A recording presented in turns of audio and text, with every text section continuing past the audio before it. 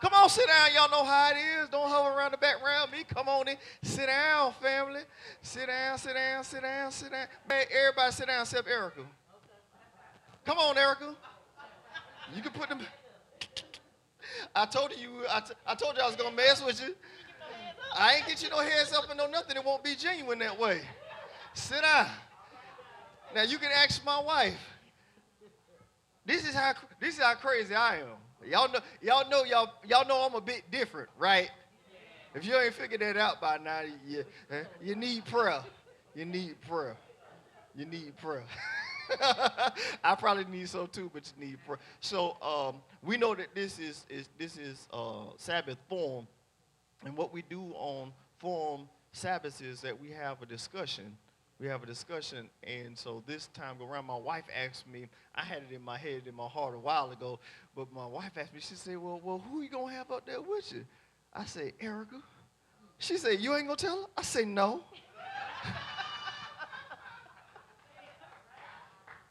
I say no. I say no. And so I'm gonna give you a little bit to go because I know. Watch this. Sometimes we know that we need to be broken out of our comfort zone, right?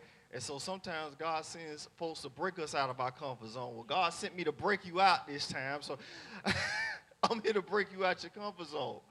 Because a lot of times when we come, I'm like, believe it or not, I don't have no notes, no anything. I said I was with my wife the last couple of days. I have it for like in that manner, you know. I have something in my heart. I always do. Y'all know that about me. But a lot of times when we want to have earnest and genuine conversations, how you really know that you're going to get honest answers if you know what's coming, right? So this is how this is really finna be crazy. Go ahead and get your microphone. Is it on? I think it's on. It's on. All right. So this is how this is gonna go. You gonna interview me. Yeah, you're gonna whatever questions God plays. I help you out in the interim because I know you feel nervous right now. I can see it in your posture. I can see it in your face. But a lot of times, a lot of times, what happens is like when we're dealing with leadership. So this is the way I'm going to help her guide this, right? So when we're dealing with leadership, a lot of times we're looking for leadership to pour into us. Nothing wrong with that. Nothing wrong with that. And not that I'm looking to be poured into, but if you want to be a great leader, sometimes you got to ask people, how is it? What is it that you think about leadership? It could be me personally. I don't care, right? Because how am I going to improve if I don't know what's on your mind and what's in your heart? So without her being prepared, we ain't got nothing up here, and I'm putting myself out there like that. See, she thought I was putting her out there, and I am a little bit. But I'm putting my own self out there because a lot of times when we're dealing with leadership, we don't have an open, honest forum where everybody can learn from it. And I just wanted to give us an opportunity to learn from a conversation because Erica's been rocking with me in this ministry for a while now. So but it's taken her some time. It took her some time. It took her some time to come around to being not comfortable in a negative sense, but comfortable enough to be like, okay, now I can, I can let you know. Because sometimes we're very distant from leadership. I understand commonality being the issue. We ain't talking about that. We're talking about being comfortable enough to speak with somebody whom is leading you, right, and whom you're leading, and you can be open and honest with them without being disrespectful, which is what she does every single time. So she has this opportunity, but guess what? Y'all do too. So I just want, like, if you've had any questions about leadership in general, it could be mine in particular. That's fine. But if you've had any questions about leadership, whether what leadership thinks, saying, pointers on what you think makes a good leader, problems that you've had with leaders that you want to understand. I don't want you to put pictures, okay? Don't be bringing up wanted posters in here. We ain't dealing with that, all right? We don't do that here, all right? I ain't putting nobody profile out there. We ain't arresting nobody. We want to deal with the spirit of things and how to improve. Does that make sense to everybody? So without that, anything that's being in your head and on your heart concerning leadership, again, just questions or things in general that you might just have on your heart, and then we'll give them time to get into some things. And I'll plug in where I need to. I guess one question I would have for you, if What would you give a new person that's coming into leadership or how to be a better leader, not knowing? That means I haven't been in the secular world leading and I'm getting ready to go into the spiritual realm of leading. I'm leading. Hmm. What type of listener are you? The first thing I'm going to tell any leader is what type of listener are you? If you cannot listen, you cannot lead. Because particularly when we're talking about secular, but especially the spiritual realm, if you cannot listen, if you do not know how to hear from God for yourself, you can't hope to lead other people. So you need to have your ears open, more so really than anything, more than your eyes. You need to have your ears open. You need to be able to listen. First, we try to listen to God. So we want order, right? We need to learn how to listen and hear God. And when I mean hear God, we don't only hear God from the heavenlies. We hear God from the atmosphere. We hear God through relationships, particularly close ones. But we have to know how to distinctively discern the voice and the word of God whenever it's being spoken to us, regardless of the vessel. Nick can speak a word of God into my life. He may not even know God is using him. That's not on him. That's on me. Right? Because if we're listening for God, if you hear somebody talking about someone you love or something that interests you, even if you weren't in that conversation, what happens? What happens?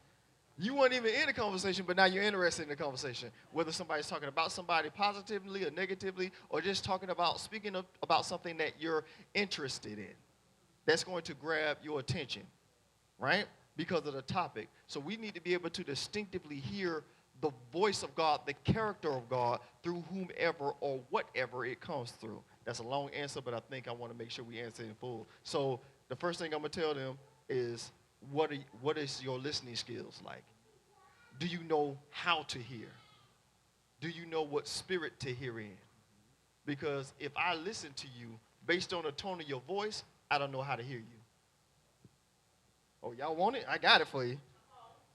But you said something, you got to know how to listen. Hmm. And that means even when it ain't what I want to hear. So even in leadership, we have to be able to process, and I'm taking what you said, that be able to hear the vessel that's saying it and not judge them. That's first. Secondly is to be able to receive from that vessel in spite of what I think or even if I don't agree with it. Thanks. And like I said, what I was getting to with the tone of thing, let's say that you're speaking to somebody and they're upset. The tone of their voice could upset you before you've heard what they're upset about. You understand what I'm saying? Because there's a lot of times where people have a valid reason for being upset. But we listen to tone more than we listen to intent. We listen for semantics more than we listen to intent. And a lot of times, like, say if you're in front of a whole bunch of super uh, churchy folk or whatever, hey, right? Folks just overdoing it. And you say a scripture, and you give the heart of the scripture, but you miss the word in the translation that they know. Well, it don't say this, it say this. You know what I'm saying? Who the Son sets free is free, or, you know what I'm saying, will make you free. It sets you. Did you get the intent of what I was saying, or are we worried about semantics? Because we're missing intent if we don't, you know what I'm saying, if we don't listen for intent, we'll miss that. And that could, especially when you're dealing with a new person or a vulnerable person, right? New people and vulnerable people in general, we should listen first to intent. What are they intending to say? Watch this, not putting words in their mouth. If they said something and they misspoke, instead of telling them that they misspoke, okay, say it again so I really understand what you're trying to say. Because a lot of times when they're talking, and you can be honest about this, a lot of times when people are talking, they're trying to say the least amount of words possible because they don't want to embarrass themselves. But when you give them an opening to express themselves and explain themselves, now they can go the long way and tell you what's really going on in their mind. Is in that factor. Look at her, she a pro. I ain't say nothing to her. She picked up the mic. I'm just saying the factor is that we have to be careful with tone as well. Because I'm a person that get excited. It's not that I'm angry. I just get excited when I want to say something. And those that know me know that, but those that don't know me don't. Right, and so it was something that, and I'm gonna share this for the sake of everybody.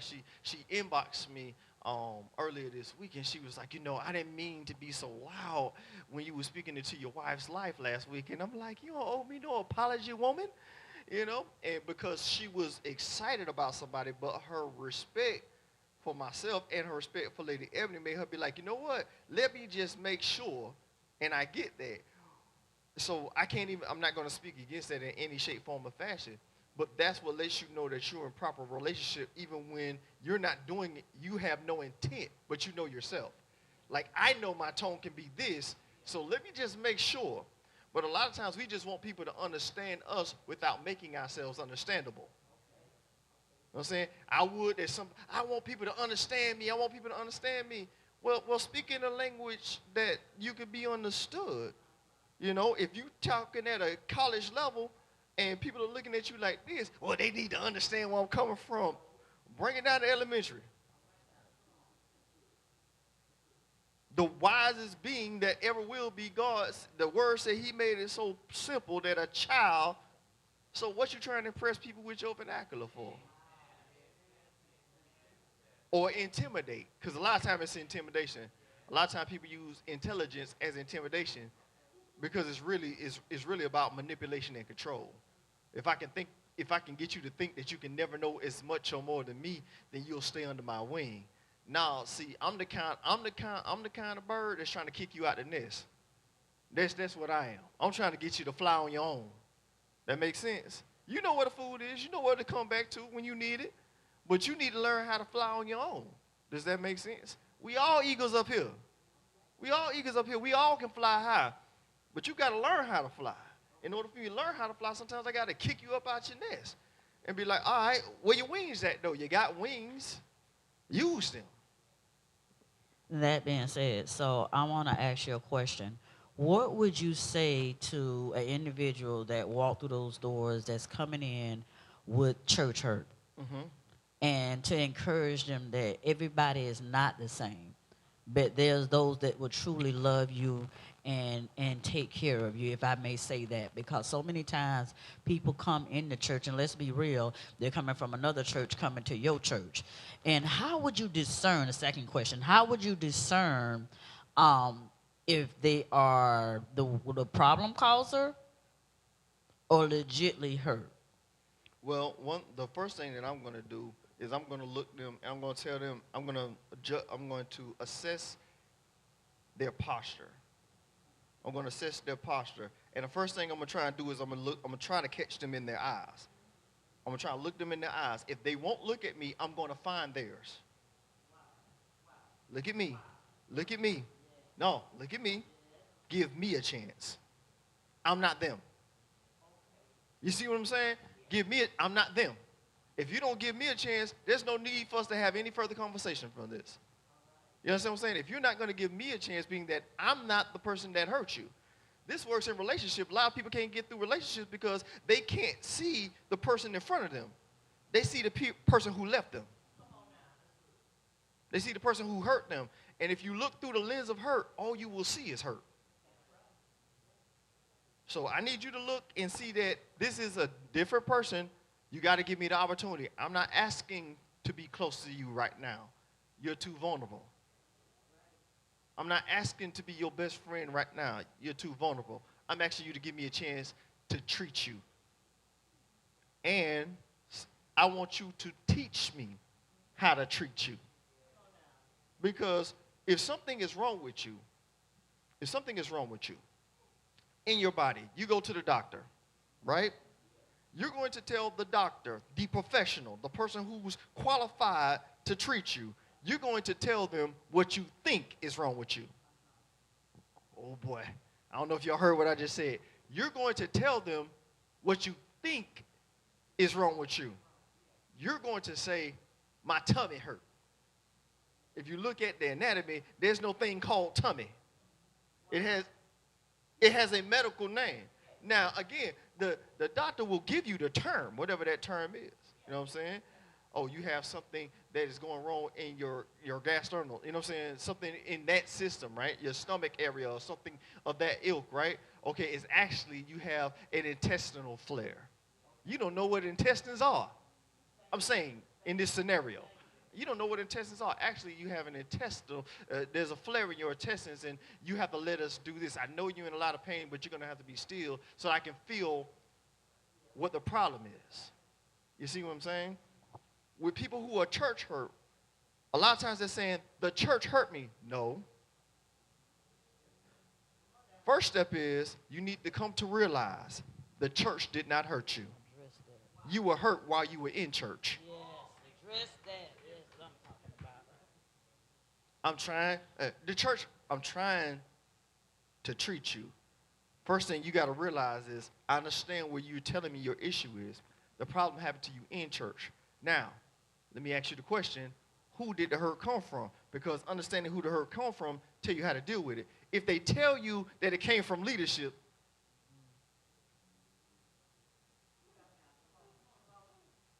now you have to be on another thing. If it came from within the pews, it's a different treatment. You see what I'm saying? Because if it came from leadership, it came from above.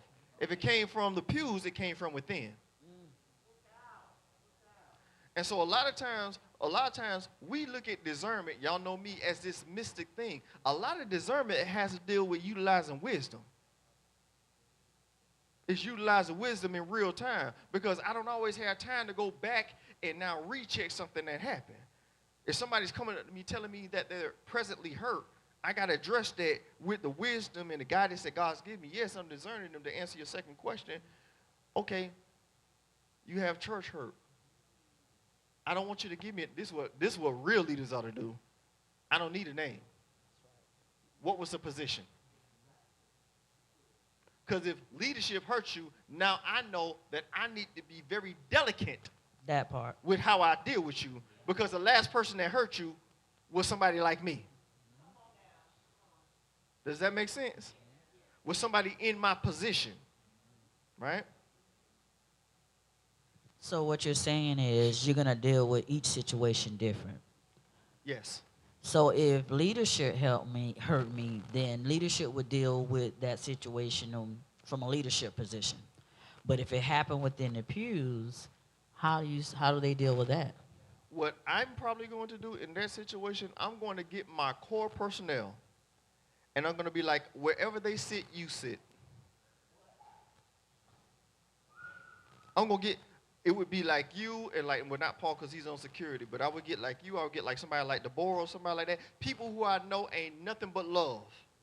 Ain't nothing but love. Wherever this y'all assignment. I need something to do. I'm looking for God to use me. Sitting there, wherever they sit, you sit by them. Why? That way whoever's on, the person on the left and their right, ain't nothing but love. And so when it comes to time to speak to your neighbor, even though I don't do it that much, who are they speaking to? They speaking to love. They're speaking to people I trust. I'm not going to just throw them to the wolves, so to speak. Not that everybody is intended, because watch this, depending on the side of your organization, you don't even know everybody in your congregation, right? Smaller, quote unquote, smaller churches is easier to know everybody, right? But this isn't bound by size, because it's principle based. Who do I know I can surround them with, right? When you have a particular thing that a doctor knows how to deal with, the doctor ain't the only one touching you. They have a whole staff, right? I know which nurses, right? Certain doctors like to work with certain nurses and so on and so forth, right? My niece works at a dental place or whatever have you, and she doesn't. I don't like that particular system, but I get it.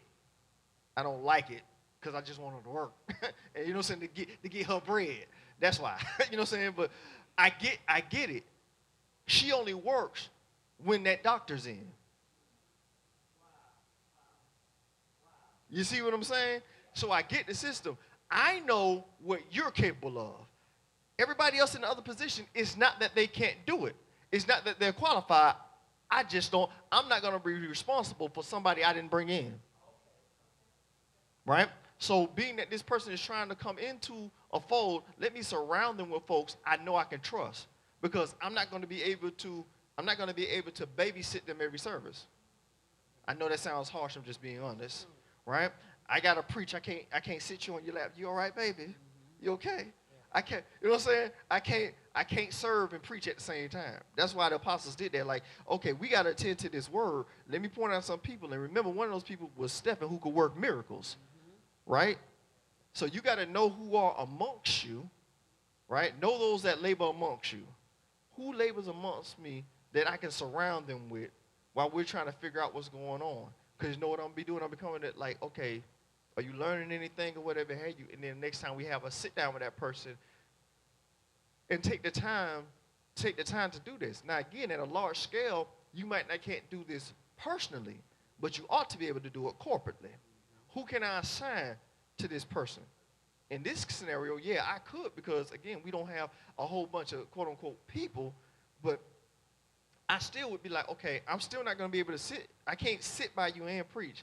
Now, I'm crazy enough to be preaching to come sit by you while I'm crazy enough to do that, but it ain't going to be every sermon. I'm not going to do this. You know, leadership should really learn how to listen. Are you comfortable with the way I said that? Yep. You are? Oh, yeah. Okay, so I got to find the next thing. I can't do this. I can't do that every single sermon and find out what I said. Were you comfortable with it or not? But if I surround you with people, what did he say? Or you know what I'm saying? Or what did he mean by that? Give them time. Let them work it. You said the medical field with the doctor, and because I work in the medical field, let me give you an example. You probably spend more time with the nurses and the techs than you will ever spend with the doctor. And the factor is, Pastor said he will assign somebody, but even me being a nurse, I may go draw your blood and can't get your vein. So now you got to call somebody in there draw blood, the phlebotomist, and then she can get your blood. And that's what we all need to realize, that just because one individual don't meet you where you are, don't mean another one can't meet you where you are. That's beautiful. Hey, look, I couldn't find the vein. Y'all ain't hearing me. I couldn't find the vein, but I know somebody who can. So don't be prideful like they was. Oh, my poor wife. We was in a situation, I don't want to go back too much, but they, she has very, very thin veins. And so they trying to find her vein, and this one nurse was just determined that she was going to get the vein. Couldn't find it, so she in there with a needle. And my wife is tough, and I'm like looking at the lady like, lady, what are you, like, we can't find nobody else. It ain't comfortable, right? Even when somebody know what they're doing, ain't nobody, I guarantee you nobody's going to leave the church today and be like, can somebody find my vein? Nobody's going to do that. But when it needs to happen, you understand that, okay, watch, in order to help you, there's going to be a small pinch.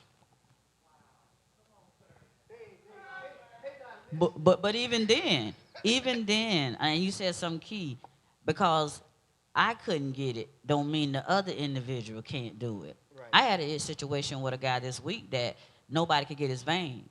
And my sense, when I looked, I said, no, let's do the treadmill first. And then it'll pop up. Sometimes we have to allow another process before we go into that process. You talking. Let me sit here and listen. You talking.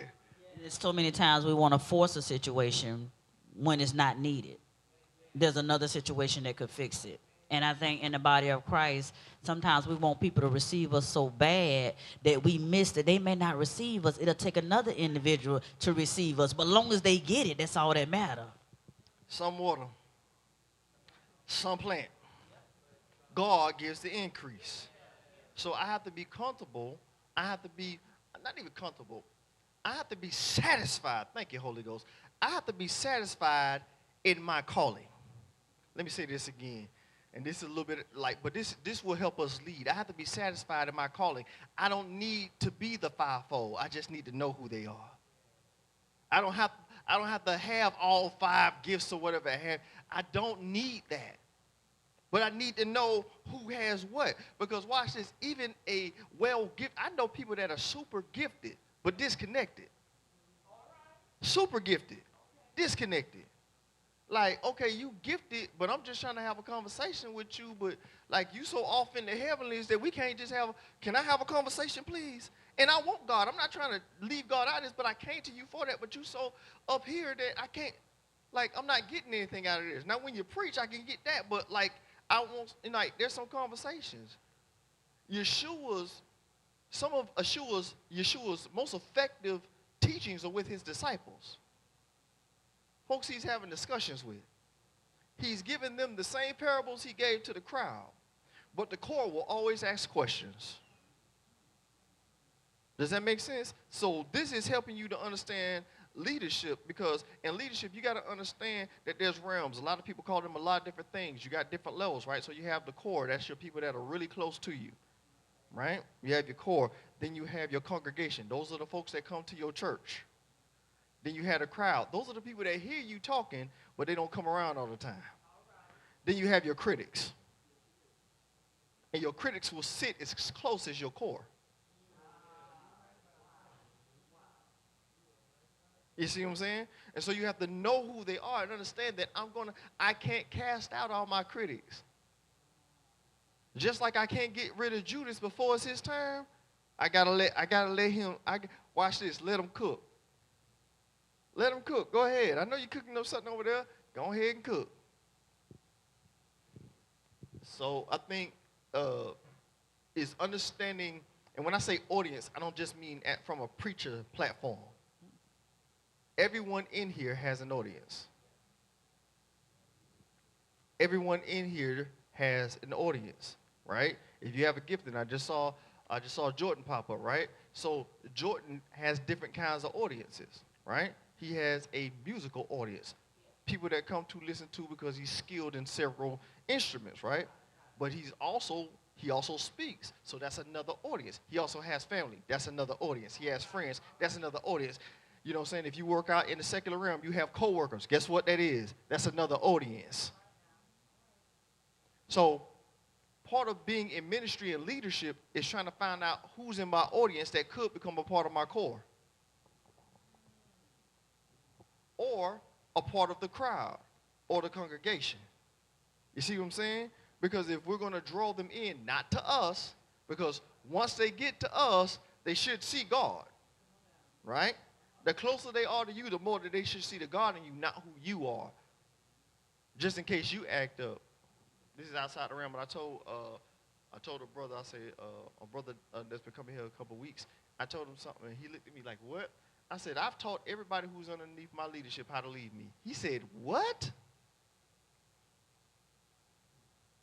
Because if I say follow me as I follow Christ while I'm in my right mind, right? I love to believe that nothing is ever going to happen. I love to believe that. I do believe that. Here's the thing. While I'm in my right mind, follow me as I follow Christ. If I should start falling away, try to restore me in the spirit of meekness. If I will not be restored, then you make your decision based on what God is telling you. That leads me into the next question. How would you say to individuals that are going to come in here and be under your leadership how to serve you? And I don't mean like you God. I get you. No, see, that's what I love about her. I love that about y'all, because I done taught y'all that. Now look, I ain't that. Look, okay? I am a pastor. That's who I'm is. You know? That's who I'm is. And watch this. They are only under you by choice. They are only watch this. Nobody in this church belongs to me except my wife and my child. Them mines. Them mines. But nobody belong, and I think sometimes that's how congregants can feel, like they, you know what I'm saying, like they are children, somebody's children. I know we go by the sons and the daughter moniker, and there's, you know, under the right premises, there's nothing wrong with that. But like, you know, we call folks members. I like partners a little bit better. You know what I'm saying? But people don't belong to us. So we have to understand how to tell people, hey, look, I want you to follow me as I follow Christ. And then go through those things. I think that question was because so many people come in here and they don't realize. Oh, the question was, I'm sorry, I didn't answer the question. My bad. Your question was, how do I teach them how to serve me? I went off over here.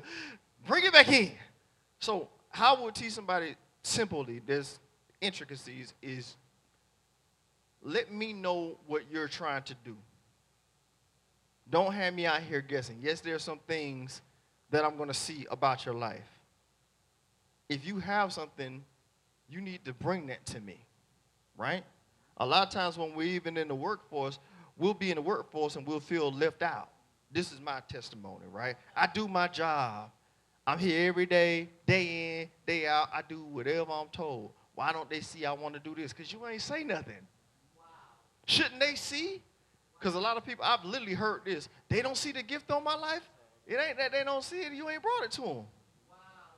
You haven't told them like, yo, I'm expanding or I'm interested in doing this. You see what I'm saying? I'm interested in doing that. So if you want to do something different, I've had management come to me and say, do you want to do this? No, I don't have any interest in that. Right? Because that's not my lane. In one situation, it can make me more money. I'm not interested in the money if I know that I'm not going to want to come to work and do that. The money ain't everything. I like money like the next person, but I'm not interested in doing that. I'm interested in doing this, but not that. And that's all we have to do, even within the confines of the church, be like, what am I actually interested in? Because one of the things, unless it's, again, something that's going to teach you something, a lot of things that we miss is that, we're being put in positions, certain positions that we don't want to be in, and now we're getting bitter about what we never spoke up. You know what I'm saying? They heard you sing, they put you on a praise team. But if that ain't, Pastor Trish, I can use her in this instance, right? She can sing, but she's like, that ain't my walk right now. Because she said, I was talking about Deborah. I was like, we trying to, get Deborah's confidence up because she can sing. You know what I'm saying? Her throat got the oil on it. You know what I mean? So, but there's some things that she needs to learn. That's not speaking down to her. That's speaking to her credit. And Pastor Trish is like, I can sing. And she saw that pastor look in my eye. And she corrected me before I could even say it. Would you? That's not what God has me. Okay. She saw that pastor gleam in my eye. I can say you can. And let me shut you down. But that's how we need to just be honest. That's not where I can do this. That's not what God has me. Now, let me put a little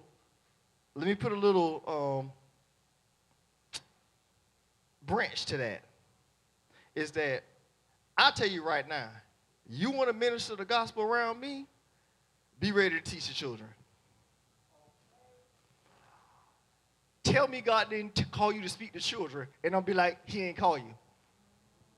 I'll tell you, now I'm not much into telling people about their calling. Don't tell me God called you to preach and you won't speak to the children. Huh? You won't speak to okay. And you called to be God's minister? Which God? I'm talking about Yahweh. You might be talking about some other little G God. I'm talking about Big G. Big G? You know what I'm saying? I'm talking about, Yahweh, I Elohim, that him. You know what I'm saying? If you're not willing to do that, that just showed me everything I need to know about you. You got too much pride. Wow. Now you being nice. But I will say this. And when you come into a ministry and you're coming to serve, you serve wherever they need you to be. Mm-hmm. I'm not trying to be funny. Mm-hmm. And this is where you show pastor that I'm here for the ministry. Mm-hmm. I'm here to do what God told me to do. He sent me here. And too many times we come into these churches and we want positions and want to be seen. And the truth be told is that's why none of y'all are not being even pulled up to the forefront. Not because he don't want to, because God ain't told him to. And a lot of times what happens is we have to be able to come in ministries and help. And that's why I said that, what can we do to serve and help you? And if we come in with that heart set that I'm coming in to serve the ministry, to do what God has me to do, not to please pastor so pastor can put me on the back, but I'm all about doing what God say do in this ministry. What I'm saying with that is, for instance, right, you have somebody who you heard speak a word once, and now you're trying to get them to prophesy. And that's not their lane. It's not about, I'm going to just serve wherever pastor want me to serve. That's a part of it. You got to be willing to serve, right? But there's some things that you're just not called to do. If I'm saying, now, we couldn't even, I'm going to keep it 1,000 with you. You can't even tell nobody in our church, hello somebody, in our church that they're a prophet. Like, I believe you're a prophet of the Lord. I'm a prophet of the Lord. You ain't no prophet. Hush. Hush. Can you be honest enough? Somebody be like, I've had people come up to be like, oh, you're an apostle. Hush. Hush. The Lord ain't say nothing to me about that. You can say it all you want to. You got to understand that I know who I am in God. You see what I'm saying? And position never did nothing for me. You got to understand I didn't get into this for position. I wasn't looking for the position that I'm in. You understand? And when I recognized that's what God was doing, that's when I came to it. And so I just want to make sure that everybody that God has me lead understand that. If I should misplace you, don't put that on me when I'm a human being. Right? I am going to make mistakes. You see what I'm saying? As a leader, called of God, hearing, I'm going to make mistakes. So let's just say in this instance, I didn't see something. I heard something, and I got overly excited about it. I let my flesh take over my discernment. And you're going to do this. I want to teach people how to be like, that is not where God has me. Again, like I said, that's why I gave up for instance so that people don't run wild with that. If I say clean, don't tell me God ain't called you to clean. No, there are limits to this. I need you to help clean. I need you to help clean the church. Oh, my hands, you can't clean, huh? All right. But I got a word. I got a word for you. No. Okay. You see what I'm saying? So I don't want to give every little nuance, but that's what I was saying. So I respect what you said, and I agree with it wholeheartedly. Yes, well, you're asked to serve, and there's levels of serving. And so this is another leadership thing that we have to understand. There are levels of serving, right? There are things that you should require of those that are serving you. If you can't do things like keep the house clean, you can't serve this. You're saying you can come to this ministry, but you can't serve it. You see what I'm saying? There's a difference. So you got to know who your congregation is. You got to know who your leaders are and so on and so forth. Okay, watch this, because there are people who will come to your church week in after week out, and all they want to do, they are really your crowd. They are part of your congregation, but they are really your crowd. They will be there week in and week out faithfully, and that's where they want to be. They don't want to be anywhere else. You see what I'm saying? And that's not yours too. That's because whatever decision we make is ours. So you want to be in a crowd? Cool. Just don't come to the congregation with a crowd mentality. Don't come to the core with a congregation mentality. Because when you come into this lady, like there's things I tell her now, man. But when we officially do it, it's gonna be something like, I'm telling you this. I'm telling them this. I got meetings that none of y'all we have meetings that none of y'all are part of. Right? Because that's not saying, oh, we're so high and up. No, you ain't there. You see what I'm saying? So in order to be in, you got to be willing to do those things. That means, like when I tell you to go do something that maybe, I'm not questioning, not because I'm God, but because, no, I said. So there's levels to servanthood. So one level to get through it is sort of briefly. There's a level of, again, just housework. We'll call it that. This housework. If you can't do housework, you're not ready to serve. That means arranging the furniture 2-3 times a week if I want it. Well, why are we sitting at the chairs this way this week? Because that's what I saw. That's what I want to do. I told this 70-year-plus man that I was going to do the form, and he already opened in the door so he can, what setup you want? I want a chair and a couch, just in case I call somebody else up here. But just in case, I don't know how this is going to go. But he out there, he didn't ask me for help with this couch. How this 70-plus-year-old man brought this couch out here by himself? He figured it out in the background. Y'all ain't hearing what I'm saying. This is what needs to be done. I'm not going asking 1,000 questions. I'm not going to ask 1,000 questions. How can I get it done? I know that there's a cart in the back. I don't need to ask nobody, can I get the cart? I'm back here. He told me to do this. I need to figure out how I can get this done. It sounds simple. But this is where a lot of us miss it at. Well, if I told you to go get me water and you asking me where the water at, you ain't ready to serve. You know what I mean? Because you go get me some water.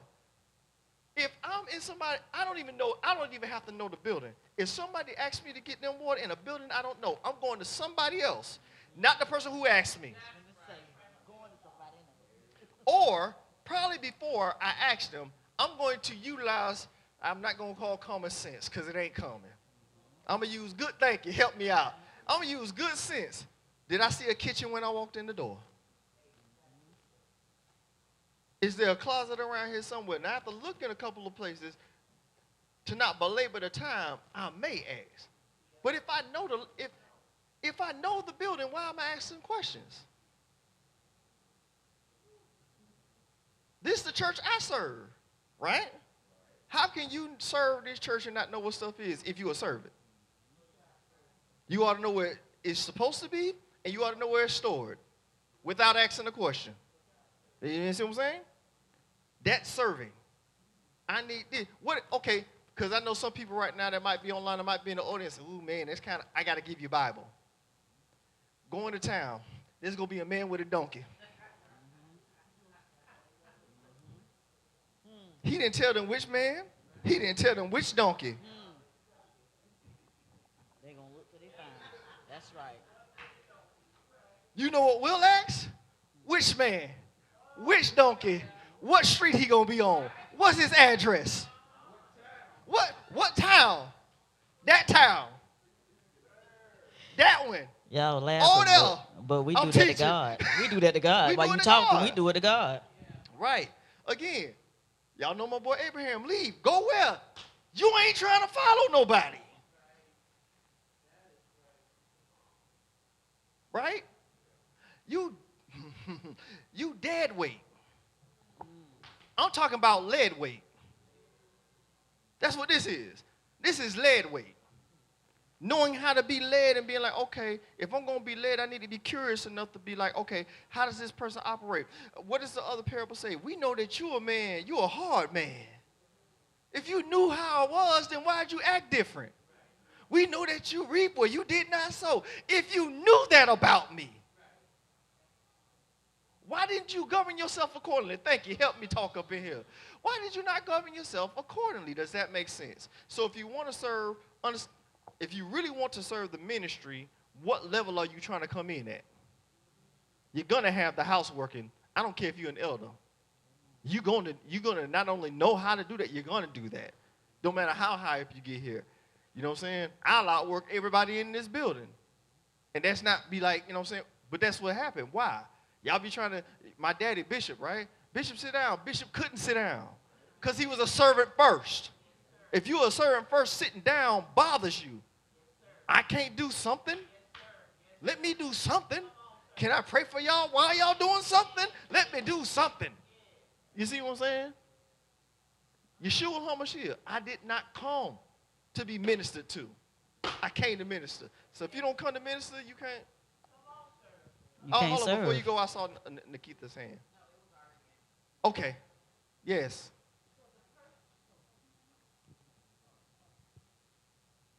So the person that claims that they're church hurt, right? Mm-hmm. To me, that means they look towards people too much in order to be church hurt, right? Mm-hmm. So when they come into the church and we kind of like baby them, right? Mm-hmm. Wouldn't that make them kind of draw towards the person more instead of how do you get them to draw towards the Lord instead of drawing towards that person? Right. That's why I surround them with the right people. But then they're going to look to that person. Not if I surround them with the right people. Oh, the right. Because the right people are going to redirect them. You see what I'm saying? Yeah. Yes, they're going to. You're right. You're absolutely right. They're going to start looking towards that person. If I feel, I wish there was another English word for it, but if I sense there's too much attention on me, the first thing I'm going to do is I'm going to redirect. Yeah. You know what I'm saying? Like a lot of times when people say a good message, you'll see me do this. Mm-hmm. Thank you for the compliment. It ain't that I don't. Look, I'm a human being. Yeah, the compliment help. It sure do. Mm-hmm. But I want to make sure that I direct it the right way. Mm-hmm. Thank you. Glory to God. Yeah. Thank you for the compliment. Glory to God. Mm-hmm. You see what I'm saying? So we want to make sure that we are redirecting that attention to God. Mm-hmm. That's why a lot of times you'll see me do stuff like, I don't say it all the time, but you'll see me, I'll be pointing, I'll make a point, and then I'll point back to my book to tell you That's where I got this from. I don't want you to think that there's anything mystical or magical happening. This all comes from the manuscript. Everything comes from this Bible. So I'm going to give you example after example to try and make sure everybody understands.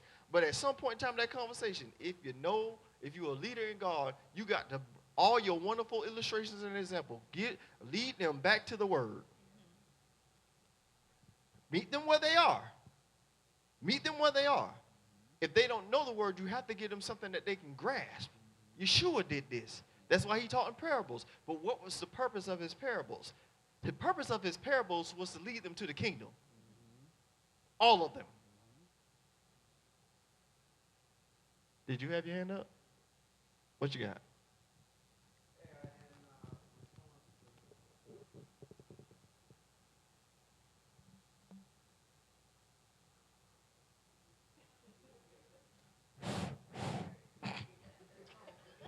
In response to your question, we had a young man that was coming here, and they came time after time after time after time, and we had one of those parking lot discussions before service started one time, and their biggest issue was giving their tithe and offering.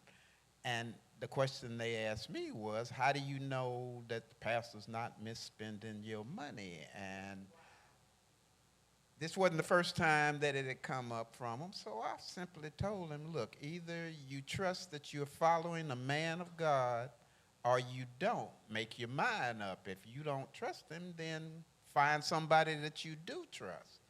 But if you believe that he is following God, then you don't worry about what's happening with the money. You're not giving it to him anyway.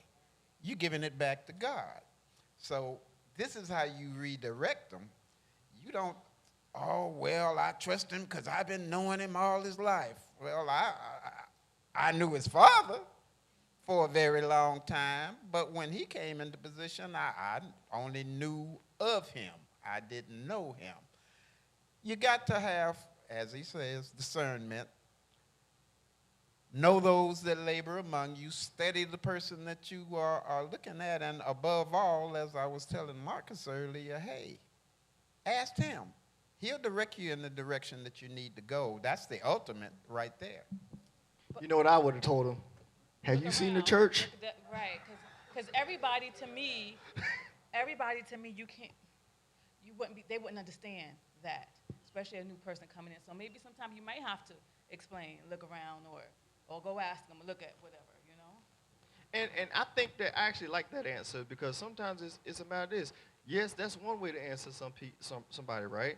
But another thing is like some people are not going to be able to grasp it, or it's not going to be quote unquote good enough for them. All right, well, do you want, another thing, and I'm giving y'all permission. If somebody asks you a question like that, do you want to ask them? You see what I'm saying? Do you want to ask them? Because let's go ask them, right? In a bigger organization, you might have to ask somebody on another level. You can't reach the pastor for whatever reason. But where we are, I'm answering for this house. If they really that curious, bring them to me. I don't care about opening up the books because I ain't got nothing to hide. You see what I'm saying? But I'm gonna tell you before, if you really need to look into the books, you probably need to look to going somewhere else. But here, let me help you out. I need you to look what I drive. Okay, I drive a regular car like everybody else. I don't have these big, and if I did, it wouldn't matter anyway. But could you please look around the church, just a couple times? Right. But I think what she's pointing towards is something, because I like the direction that she's coming from, because a lot of times we answer questions from a mature viewpoint. Somebody who's immature, going to God, if they was going to God, they wouldn't be coming to you. They're not going to God. You know what I'm saying? The answer to the question isn't wrong.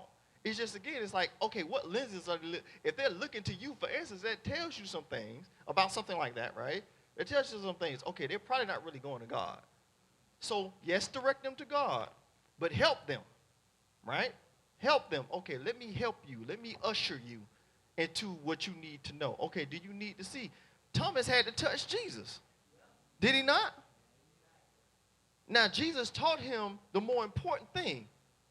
What does he say? This is one of my favorite things in Jesus' ministry. It's like, blessed are those who have not seen. So I'm going to tell you, you had to come this far to believe. Good. At least you believe.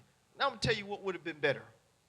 Blessed are those who have not seen and yet believe. So the leader should always be trying to teach those who come to them for leadership a better way.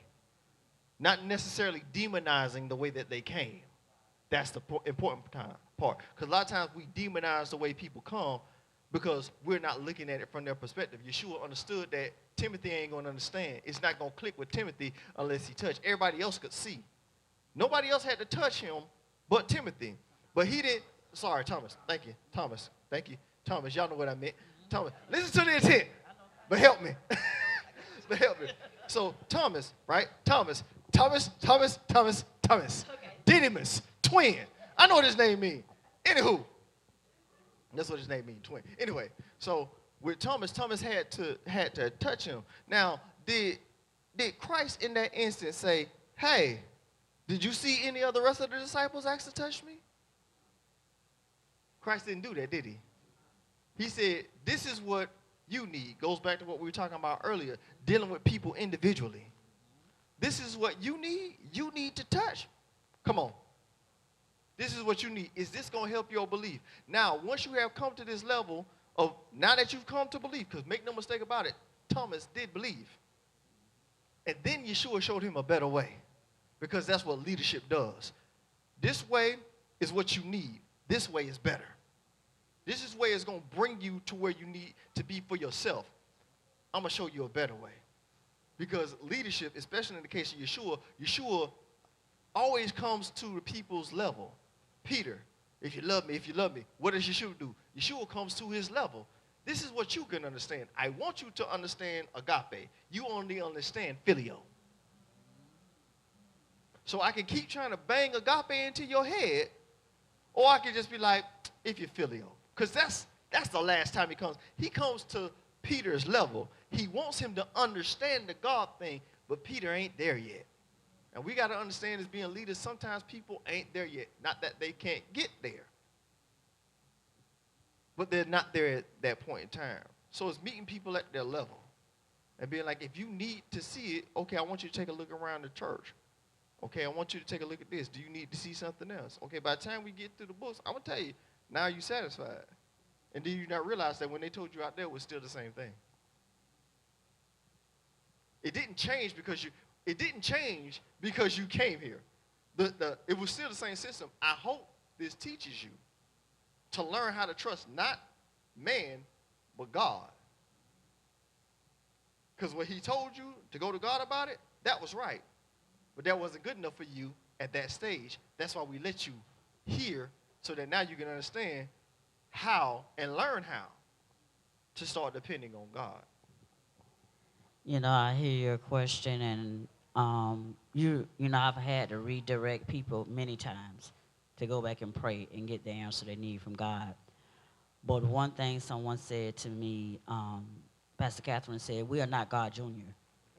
And people try to push us into that situation, and we're not. And I think that's where the redirection has to be done, no matter how many times they come back to you.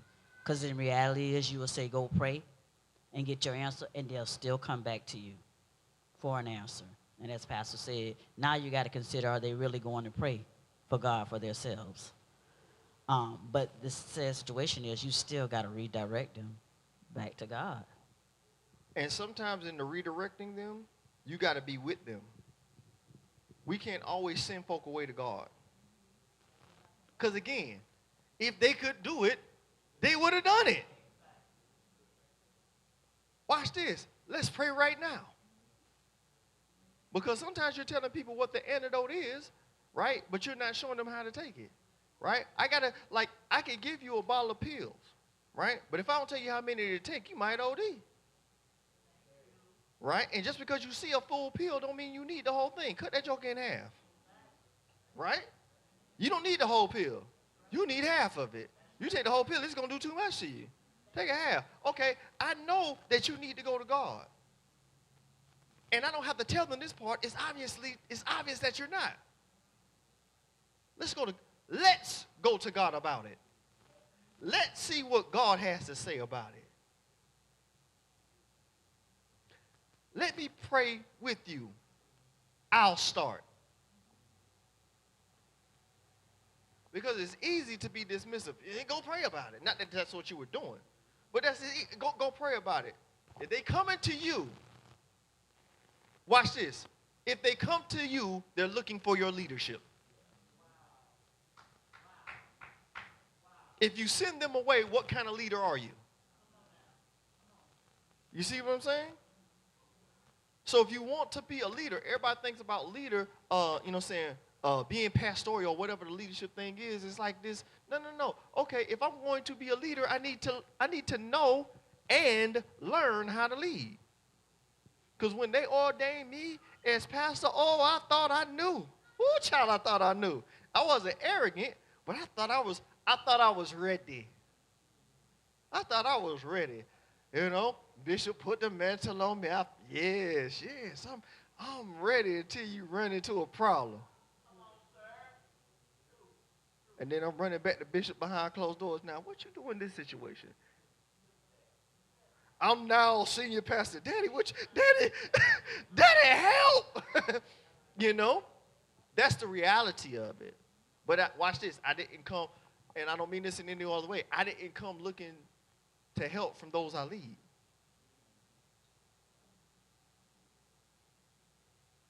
Right. When I come to you asking you, how can I help you, is to figure out the form of treatment.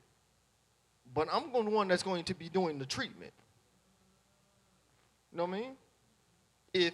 If you ticklish and I need to do something with your feet, I need to know that you're ticklish. Right? I still got to touch your feet. Right? But now I'm going to do it in a more gentle manner. Okay, I'm going to test out your sensitivity. How ticklish are you? Because some people are, like me, highly ticklish, and some people like, okay, just a little bit. You know what I mean? So what is that? You know what I'm saying? There's certain things that my wife can, like when we did the foot washing, my wife did it and didn't tickle me. She knows I'm ticklish.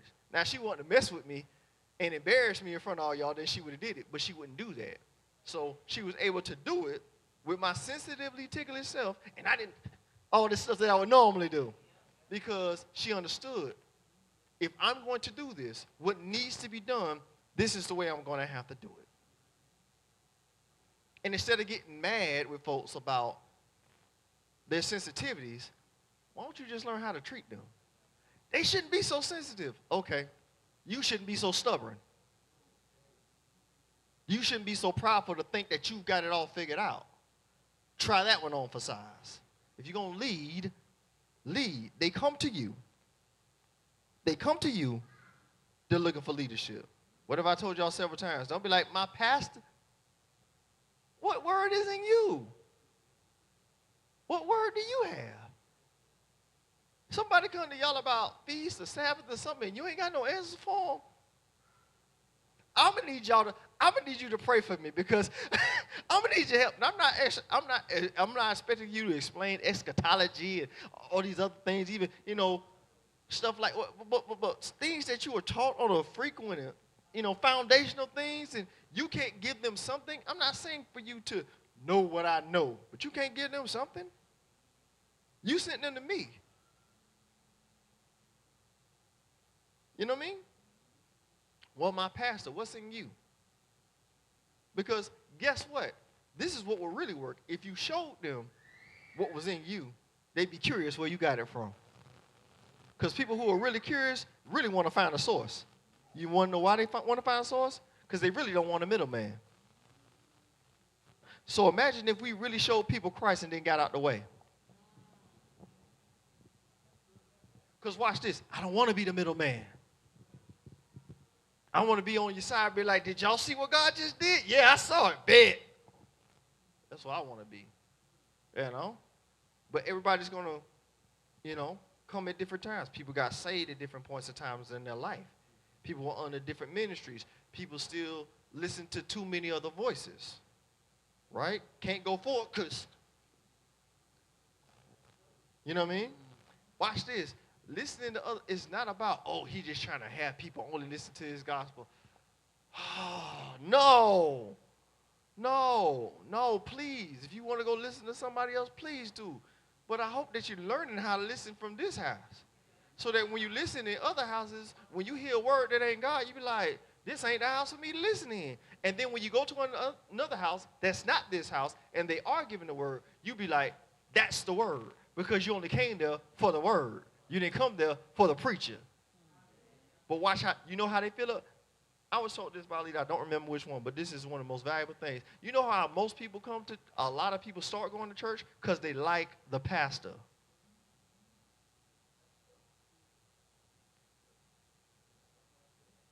If they don't like you, they ain't going to be in your church. And this is why we have so much church hurt. Because we want to like the people instead of love the word. If I love the word, it don't matter what the people doing. I love the word in the house. The only thing I should be going to church for, watch this, I don't care what nobody else say. I'm not going there for the worship. I'm going there for the word. You see what I'm saying? I don't care whether they have what we call worship, which ain't even it, but y'all been taught the good portion of that, right? I'm coming there for the word. The songs set me up for the word so I can get maybe the stuff that's on my mind off of my mind, perhaps the dance or whatever have you. But I'm coming there for the word. That makes sense. Both Old and New Testament, they did not come to the church to sing like they did not. They didn't. They came for the word. When Yeshua was with his disciples, they would sing going out.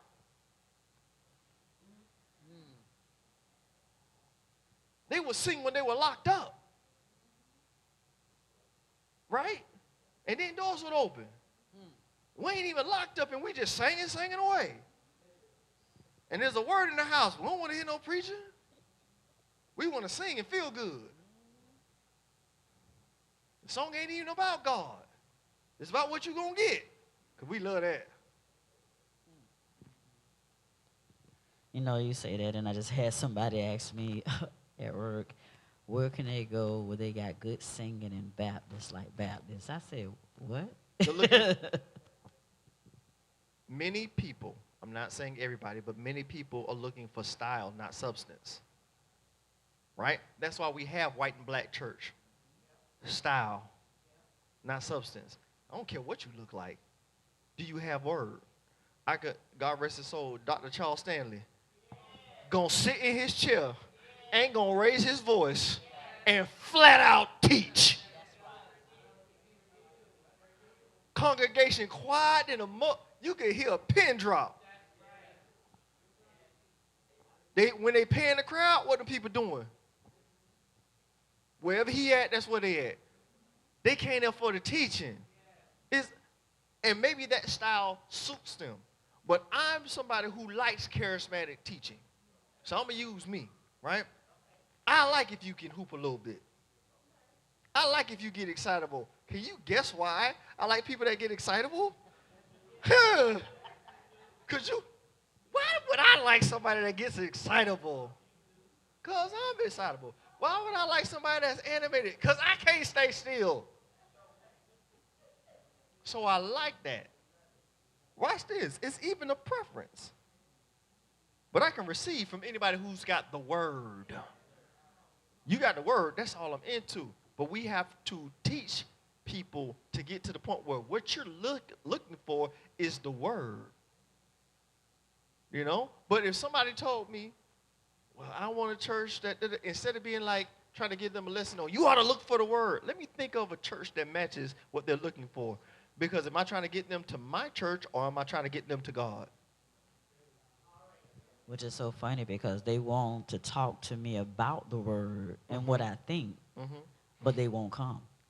That being said is that people will draw everything they can out you, and I'm okay with that because I'm going to give it to you all day.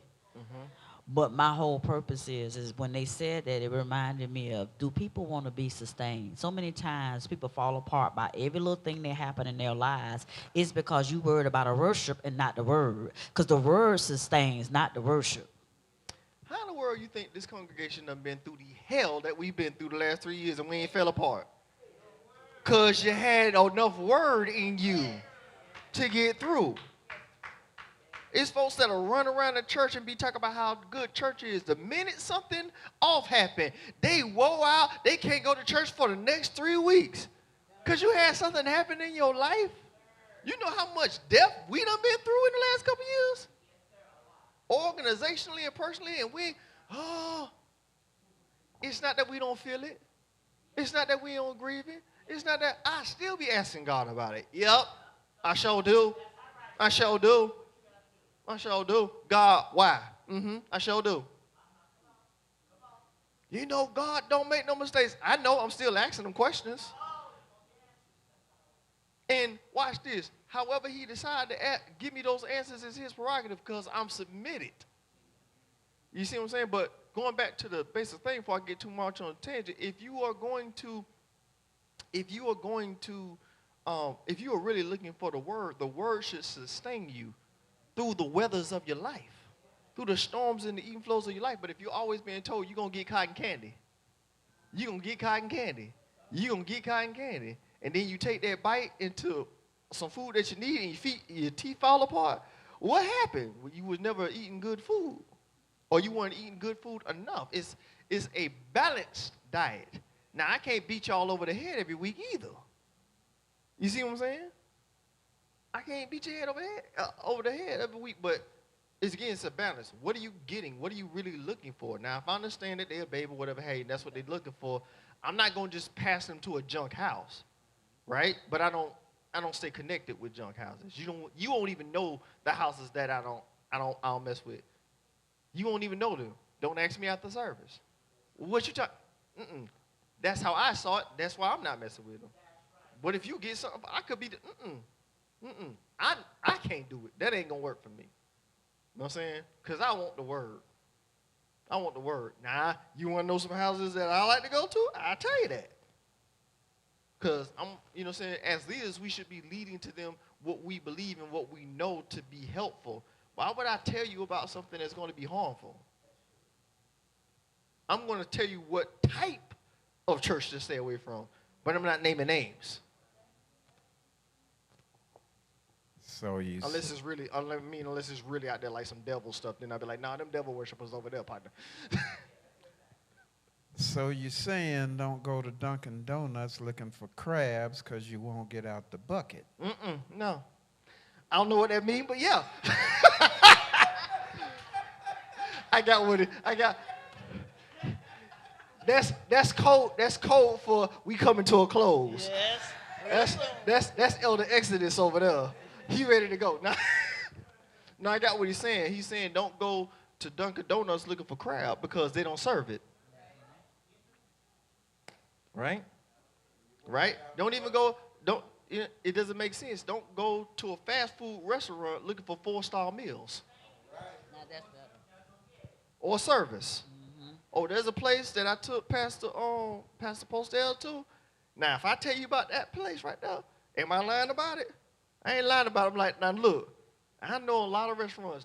I done been, this not braggadocious, this is my life. I have been around the world because I was in the military. I done ate at all kind of places.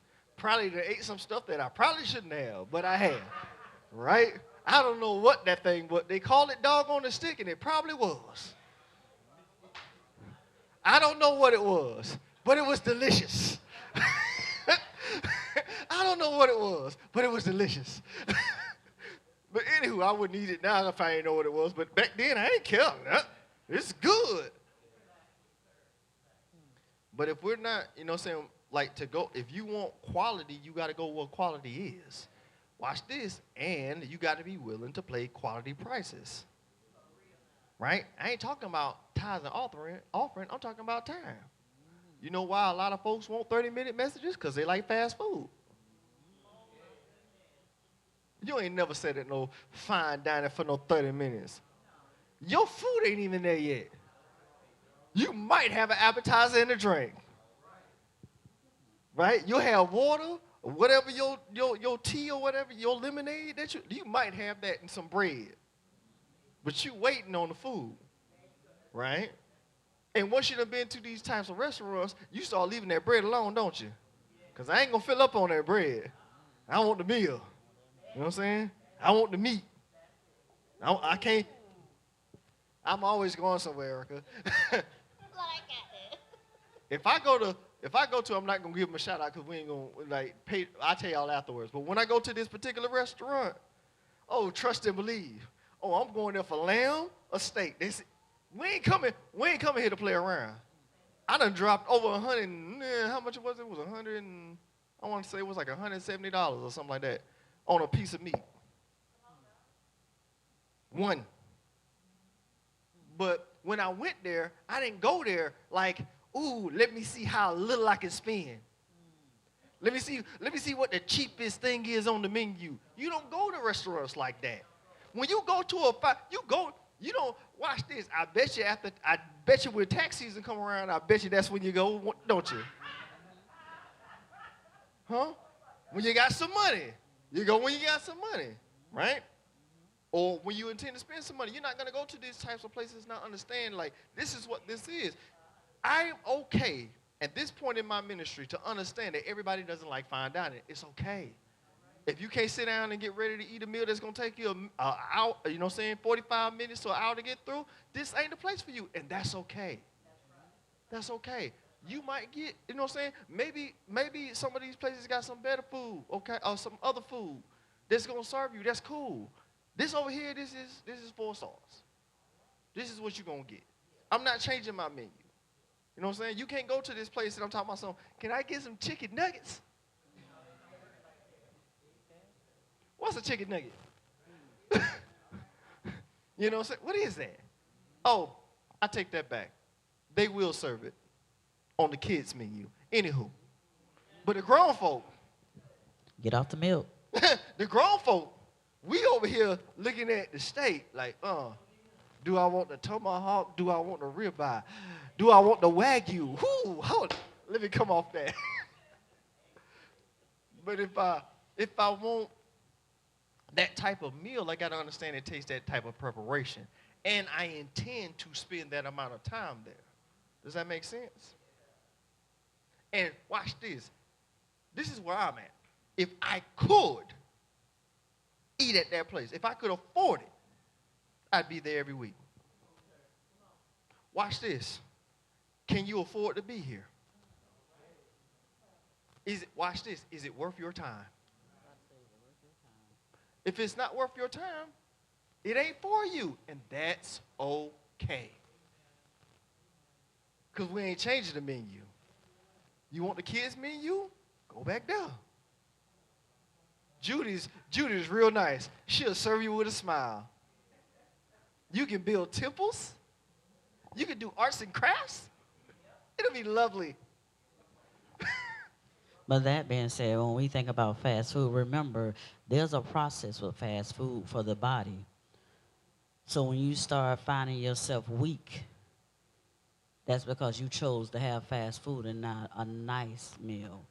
Another thing we don't realize, too, you're talking about children. I'm telling you, adults have to take in enough calories to be able to function. So there's no way they're going to be eating what the children eating, or they will be malnutrition. And that's what's happening with us now. We're not getting enough word. We're not getting enough word to sustain us. And there is such thing as empty calories. Right? There's some, right? And so it's empty stuff. I want to come with different too, because there's some places like there's some of these places that have, y'all get what I'm saying, the open line, and they will have healthy food that's not fast food, that's good for you, right? Or it's better than the fast food. There are places that are not fast food oriented, right? You ain't gonna be able to drive up and get it in 5 minutes. You know what I'm saying? It may be pre-prepared and then they serve it to you, but that's gonna take some amount of time, and those are sit-down places as well, right? And those are a little bit faster than the fine dining. So there's some places that are going to feed you good food, and they're going to do it in a quicker manner. So, because the Holy Ghost was convicting me about that. Everybody that's serving food that doesn't take a long time isn't serving bad meals, right?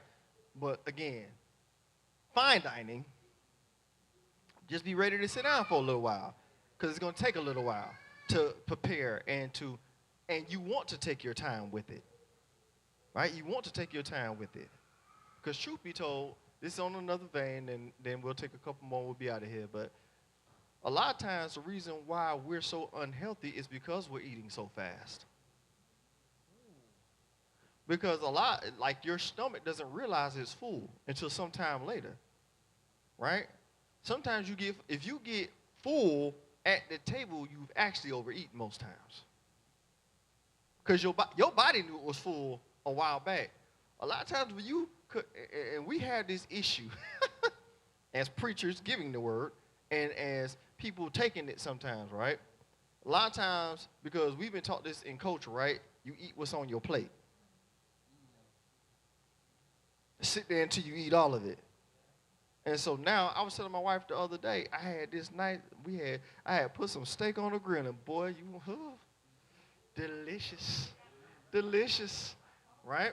But she gave me a whole T-bone. I had a whole T-bone on my plate. I had some greens. I had some, what else we had?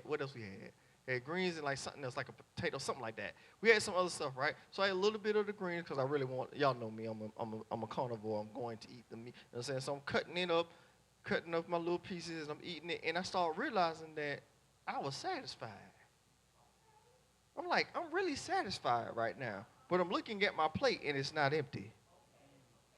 And culture's like, finish what's on your plate. But new learning has taught me, man, when you satisfied, wrap that up, come back to it later. And so I'm looking at it, and I'm having this war in my head. Like, you know that up would only take you a few more bites, but you satisfied now. You see what I'm saying? Truth be told, you're not going to help yourself if you take on any more. You see what I'm saying? And so a lot of times with messages, sometimes we have to learn how to be like, man, that's all I can take right now. But the beautiful thing about the day and age that we live in now is that's not no reason for you to not finish your plate. Y'all ain't hear me. I know you tapped out at the 30-minute mark because you were satisfied, right? Why don't you go back and finish the rest of that meal? Go back to Facebook. Go back to YouTube. Okay, that's all I could take right then, but that's not all they had to serve right then. Now, most of us won't throw away a good plate of food, will we? If you couldn't finish it, you spent too much money on that plate. You're going to finish it on principle.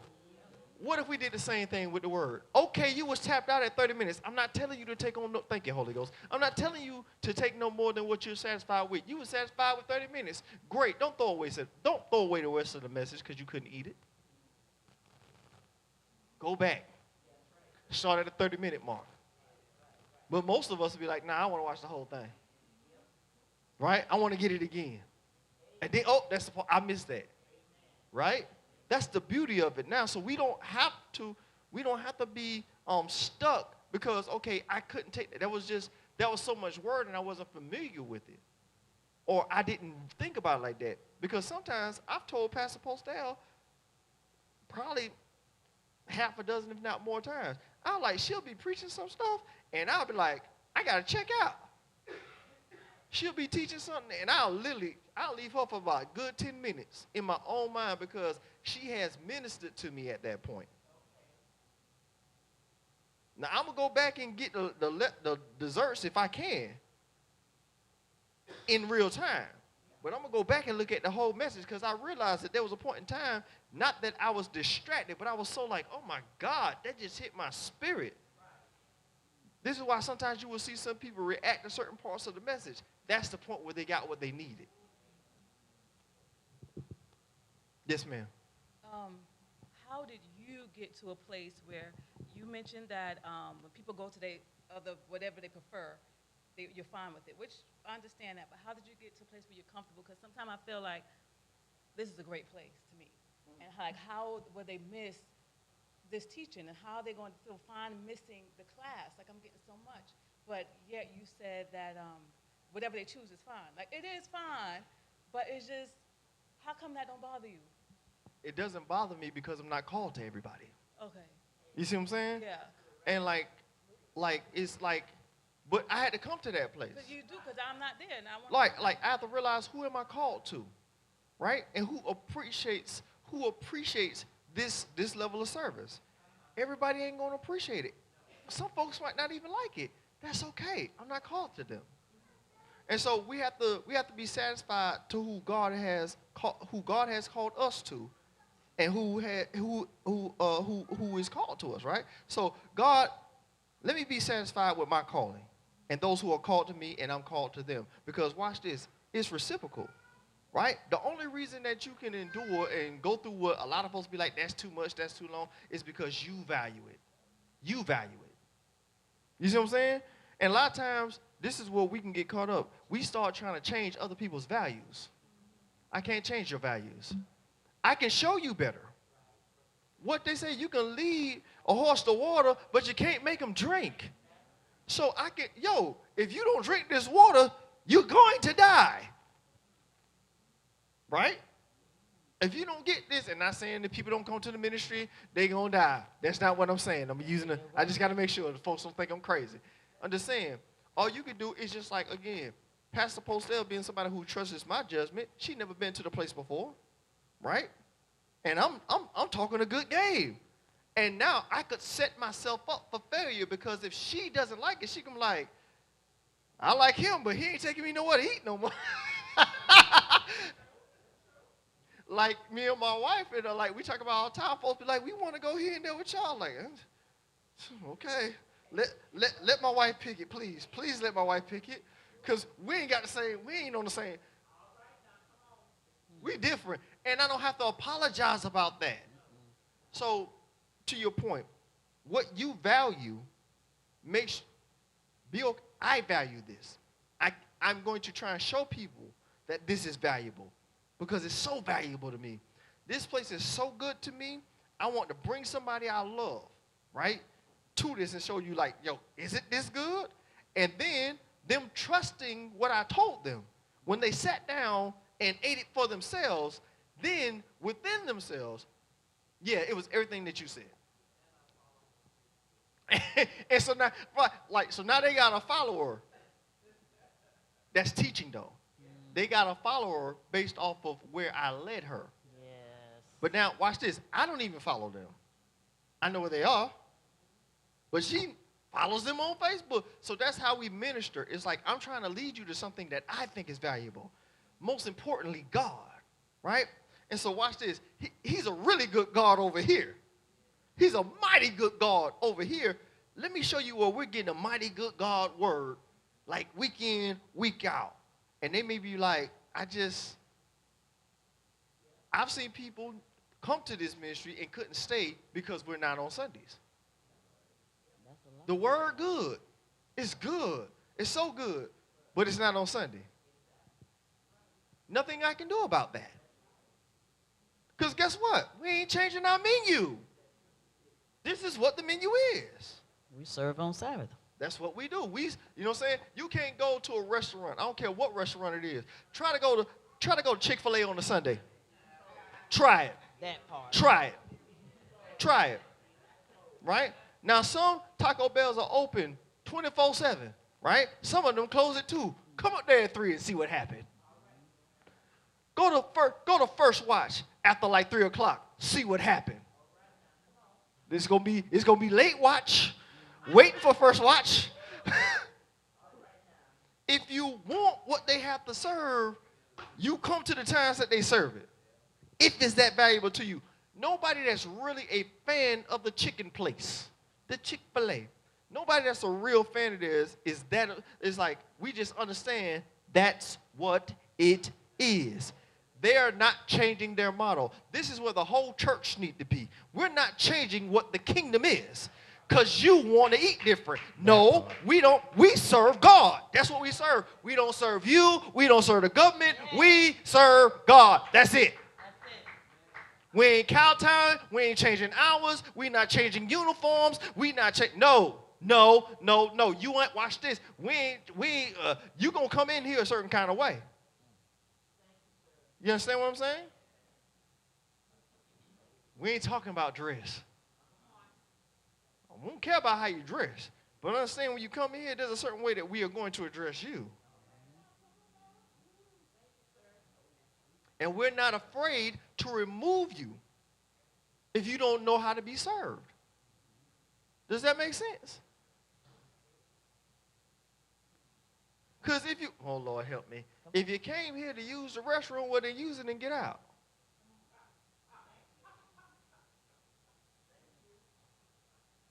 Can I be real radical? Don't come in here and crap all over the congregation.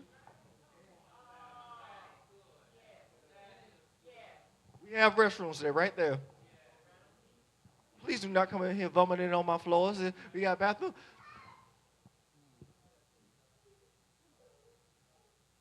You understand? So we have to say, and some people, I literally can feel it. Not in this room per se, but I can literally feel it where it's like, that's too much. That's why people don't like the church. No. People have an issue with the church because the church doesn't know who it is anymore. Yep. No. Once you become, and I think this will go more to answer your question, once you become truly secure in who you are, stuff like that, you start being like, okay, I know who I am. As believers of God, we should know who we are. As leaders, we should know who we are. This is my leadership style. You don't like it, you don't have to be here. I don't want anybody to leave, but I'm not changing. You understand what I'm saying? Not if it's not something that's going to get me closer to God. I'm changing for that. I'm not changing to come down to coddle folk and to make them happy, because if there's a huge thing. If you try and please everybody, you're going to be a miserable person. You can't please everybody. Everybody's not going to be happy. Everybody ain't going to think you the best. That's why a lot of teenagers and adolescents have so many. They're trying to make everybody happy. They want to get along with everybody. I get why. Who wants somebody not to like them? Nobody wants somebody not to like them. But there's a point of maturity that you have to come to, right? That you be like, I rock with folks who rock with me, right? Now, not just people that agree with me. I want agreement, but I want an agreement and accountability. I don't see a lot of people in this generation, they want the agreement, they don't want the accountability. So all they're looking for is an amen corner. They ain't looking for the saint that's over there and being like, not being judgmental, but like, that ain't there. No, we ain't talking semantics. That ain't God. God didn't say it. That's right. Show me. You know what I'm going to do. Show me, and I'm going to need a proper witness. Don't give me another instance. Don't do it. Show me a witness. If we're going to establish it, we can pay attention to it. It's worth noting. I need a witness to establish. Right? I'm going to talk about this, and then we're going to go. So we're getting ready to elevate 3 ladies next Sabbath. And, for those of you that could be here, please be here. We will be in formal attire because we want to give the occasion its proper due. Amen. Y'all know how I like to get down. All right? But there are things, there are standards even that I understand that at first I was like, I'm just going to be, and then Holy Ghost is getting to me, no, we need to make sure that we address this properly. Because if we treat it like it's any other thing, then it will be just any other thing. We can't treat it like any other thing, right? So my style is relaxed jeans, you know what I'm saying? I'm coming in here one Saturday with some ripped up jeans, and y'all ain't going to judge me. I'm going to be preaching that Saturday, too. I'm coming in here with some ripped up jeans. I'm warning you now. and I'm going to have the same word I had when I had on that 3-piece suit, right? Because I'm going to have on my daddy vest next week. Yeah. Got to rock the daddy vest for that one. So that's a weird praise point, but okay. But but having it on, giving that is necessary thing. But the reason I brought up elevating these 3 ladies is because of this. This is another leadership moment. Knowing how to lead with grace. Because there are some organizations that do not believe in women being in leading positions. That's because they don't know their Bible. They know Paul. Not you.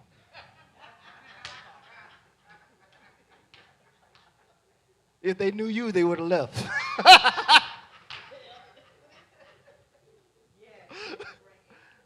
But they know Paul. And so they take Paul's preferences, right? Watch this, which have their place. Because there are certain instances where if women are getting out of control, no ma'am, calm down, be quiet. If that's the case. If that ain't the case, then why are we doing that? Right? Just because that's what somebody's preference doesn't mean that's placed over the whole kingdom. You see what I'm saying? Was it Luke chapter 2? A woman of 84 years of age was in the temple all day, and she led people to Christ. Now tell me another woman didn't speak in the church. That's just one instance. Well, let's go to Deborah. The thing, when I went back and refreshed myself on Deborah, she's mentioned as being a judge before old boy even coming to the picture. The word says in the Tanakh, we're going to stop calling it the Old Testament. In the Tanakh, thank you, Holy Ghost. The word says in the Tanakh that the people came to her. Now, we can go through and get a dozen prophetesses, right? We can go back and forth and try and figure out who Anna and Susanna are. We can go through all that stuff, but let's just go to these right here and say, hey, this is what gives us credence to why we're doing what we're doing. If you don't want to do that, that's on you. Well, where would I be if my mama didn't teach me about Sabbath? Didn't no man bring that to the church? My mama did. That's the truth. Before any man saw anything on my life, you know who saw it? A woman. It wasn't my mama, but a woman, Apostle Arnie Hall. Bishop, she right in the middle of her message. Bishop, you're looking for him. He's sitting next to you. She hadn't even met Bishop. Bishop, you're looking for him. He didn't know that daddy was, had no idea. You're looking for him. He's sitting next to you. Didn't really know my daddy or me. Now, I didn't think I was a pastor that day. I did not, okay? I did, amen. So, but what I'm saying is if we don't have people who God placed, so if you know Paul so well, isn't he the one that says there's no male or, y'all ready to go? If you're going to know your word, don't pick and choose. I come in the volume of the book. That's the Tanakh. Anywho. The volume of the book is the Tanakh. It's not the Gospels and the Epistles. Don't tell these church folk out there that. Don't tell them that. Because they think when Paul talk about all Scripture is given, they think he talk about his epistles. Don't tell them that. Don't tell them in Romans that he was teaching from the Tanakh. Don't tell them that.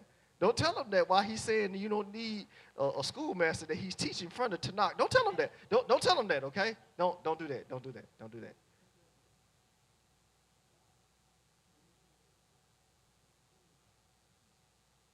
Well, leadership in closing. Leadership is about learning to listen, right?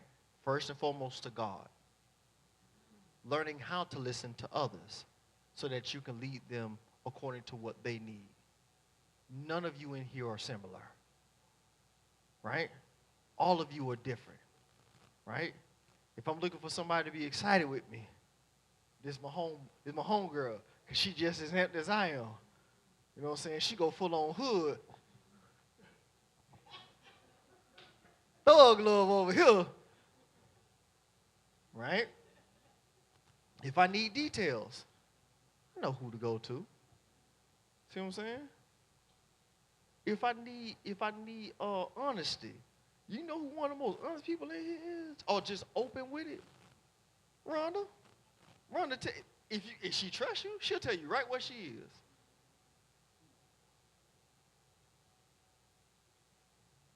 You know what? I'm like, that's beautiful. That's beautiful. That you know who and how to do that. That shows me how secure you're becoming in yourself. That was the word of the Lord for you. But you know what I'm saying? That just shows the maturity, whatever. Because people put on the front. Oh, God bless you, Pastor.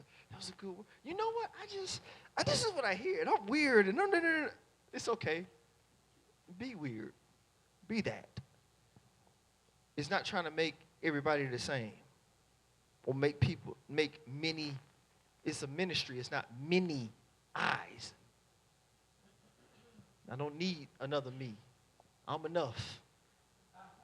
Sometimes I'm too much.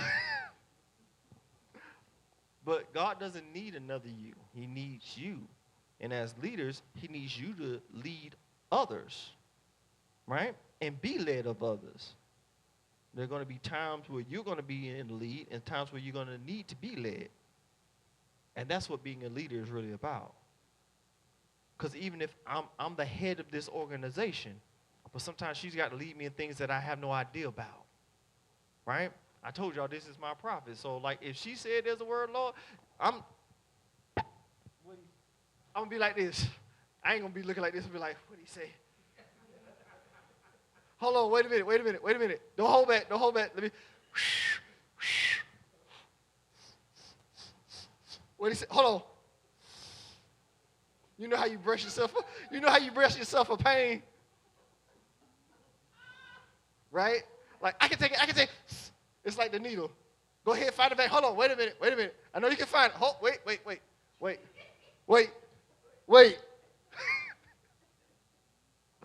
You see what I'm saying? But it's about knowing those who labor amongst you and learning how to grow with them.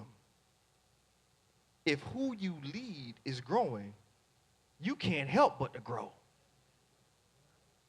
If they're not growing, what kind of leader are you?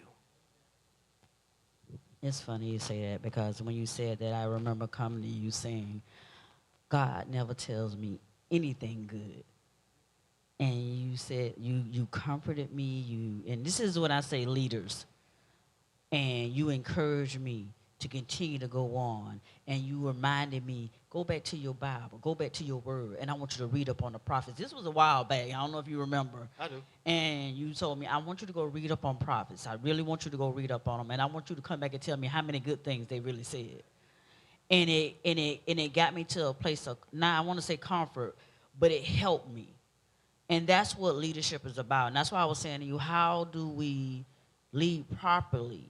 Because I've watched you just with me, I'm not saying anybody else, how you have cultivated me, not just as a minister or elder, but even in my calling. Mm-hmm. And that's why I want to know. I was like, you know what? I may need that same thing to cultivate somebody else, and I want to be able to do it effectively. I'm telling you, I told you, that was the first response I gave you, and it still stands. You know why? I just learned to listen to you. I heard your heart more than your hurt. You know what I mean? I understood that, like, I'm having difficulty in my calling. Okay, well, God, how can I help her?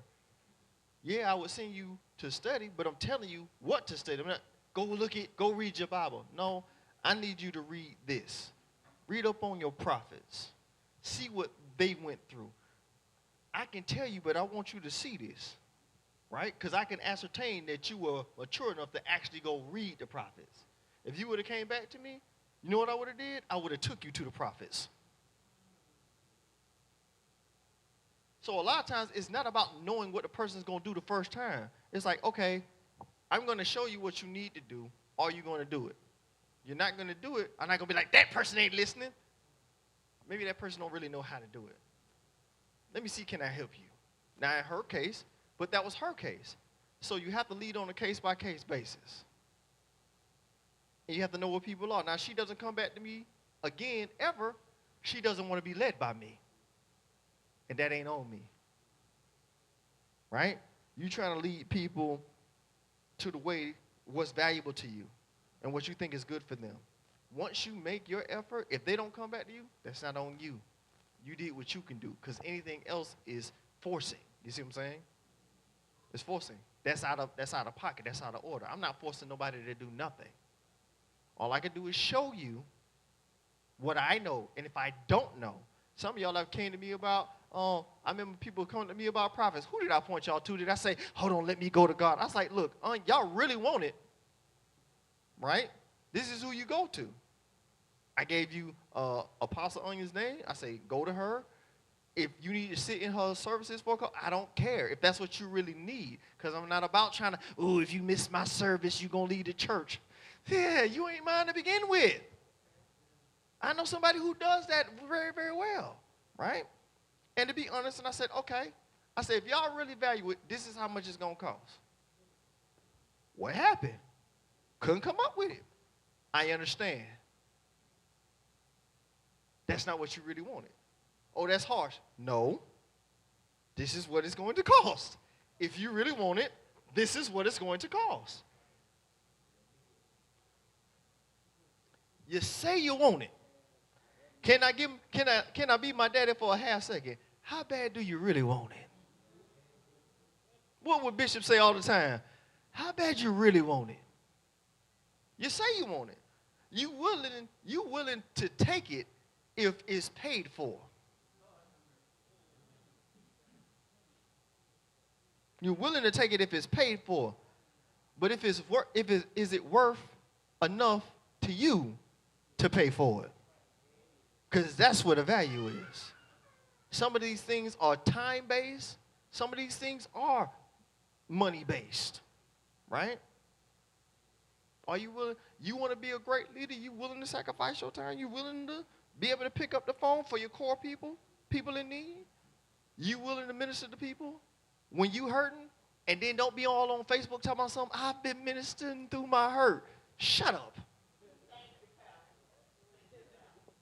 I'm sorry, that was personal. That was a little bit of me was in there, y'all. Y'all forgive me. I'm like, if you were serving, just serve and be quiet. Because if it was a real service, you know what I've been through. You gonna serve? Do you want your waiter to come up to you if you don't ask them, telling them about how much roughness they done been through? What did you come there for? I can't eat. Huh? Nikita, if I come to you, you done spent your good time. Because I know she'll tell me the truth too. You done spent your good time to come to my restaurant, right? And you done made your order. And I ain't came back with your order. I came back. You know what I'm going through with y'all? I can see Nikita in my head right now. If she ain't ordered nothing, she probably gonna start reaching. Like, y'all know what y'all ladies do when y'all ready to go. Y'all just start reaching for y'all purse. They grab the handle 4 or 5 times. That's a Leon. If you don't know, that's the signal. It's time to go. She trying to be respectful to you, but she telling you, I really wanna. Am I lying, ladies? I really want to go. I'm trying not to be rude, but I'm trying to give you a signal. My wife started reaching for her purse. I'm like, hey, y'all, big God.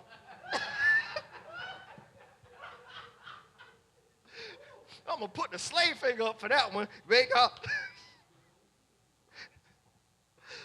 Y'all learned something today? Did y'all enjoy this? Completely unscripted. She wasn't ready, but she was on fire, wasn't she? I was about to go sit down and learn for a minute. What'd you say? Yeah, you were. And you just showed it. And you just showed it. And you just showed it. And you just showed it. I repent. Because he's right. When I sat down in this chair, something shifted. Uh-huh. I can honestly say that. So even when I thought I wasn't ready, I was. But watch this. This is how good God is. As your leader, I've never done this to you before because you weren't ready before. Oh, there's nothing I do without purpose. Nothing. Not the seat that I have seen her sit in. No. You don't do that unless you know. And sometimes you have to show people what they don't even think about themselves. I wasn't ready. Obviously, you were. Obviously. See that? This is teaching while teaching. So understand, when you're in this ministry, I'm always trying to teach you on multiple levels. I'm trying to show you the word first and foremost. I'm trying to show you instances and illustrations, and then show you, again, there are things that God has in my head that I can only do a certain way. I can't be like, Erica, the Lord said to me to. Now I'm telling her this on Monday. The Lord said to me to sit you in the chair, and in the chair there's gonna be some things that transpire, and when they transpire, I believe that the Lord is going to elevate you. And she may take it and be like that, or God could just place something in your head, see what happens. God, what you mean? See what happens. God, you going to give me a text? No. God, are you going to give me a topic? No. Well, what are you saying? See what happens. Do you trust him or don't you? Either it's in you or it's not. Either you're ready or you're not. But we knew you was ready. We just had to show you. Give God a hand clap of praise. You tried to warn me, though. Huh? You tried to warn me Wednesday. You said you're going to be surprised. Yeah. It's all coming back now. And But you weren't sitting down there. Yeah. I told you in the class this morning. I'm like, why 2 mics up there? I said, you going to be? You didn't know who the mic was for. I did. I was like, what is going on? I said you was going to be surprised. Everybody, y'all ready? 1, 2, 3. Surprise!